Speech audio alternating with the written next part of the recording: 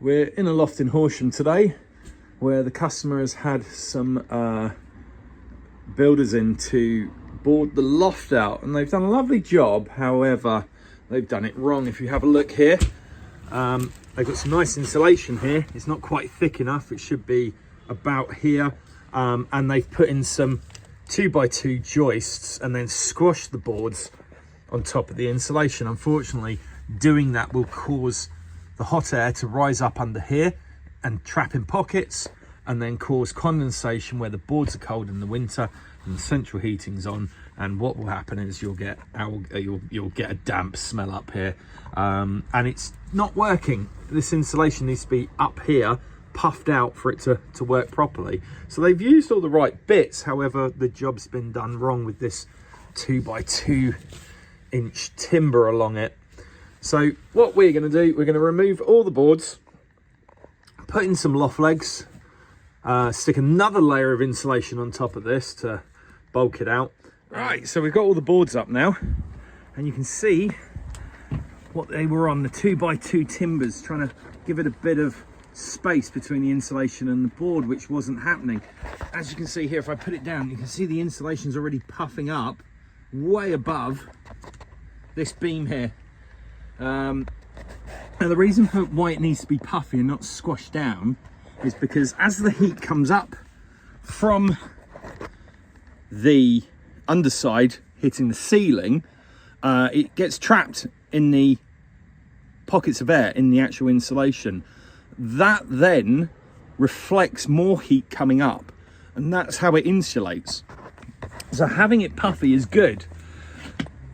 Right, the next job, oh, it's dusty up here, is to put loft legs in all the way along, and then we're going to batten over the top of it so they don't move about, and then boards on, and a second layer of insulation wouldn't go amiss down here. So we're going to put 200 millimeters, so 20 centimeters of insulation, and these guys will have around about 350 millimeters of insulation, covering their house and making it incredibly warm.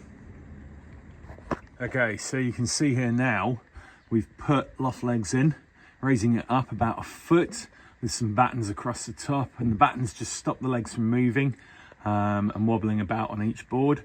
And we've put another 200 millimeters of insulation between the new loft legs.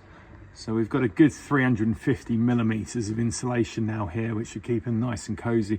And as you can see, by the time we put the boards down, there's going to be quite a decent air gap between the top of the insulation and the batten here. So air can get round it, then doesn't condensate underneath the board, and it allows it to circulate around the loft.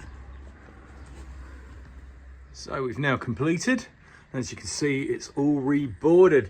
Now, we've had to do this in the same configuration as what we took it out on, because these boards, believe it or not, are brand new. Unfortunately, they had this work done, then had the roof done, and of course it's made it all filthy. So we've given it a good hoover, and normally we would stagger the boards so they'd interlock slightly differently. However, we've stuck them back in the same configuration as we took them out.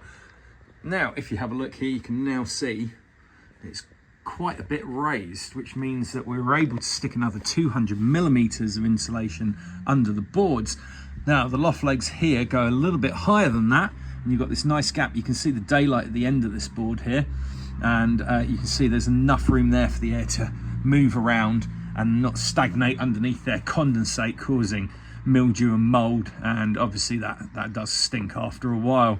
Now this area here we haven't done anything about. We've left this because there is not a lot of room between where getting out of the loft and the ceiling height here. So we've left this for basically ease of access, and just a small area like this won't have any effect at all on the condensation or any problems with it.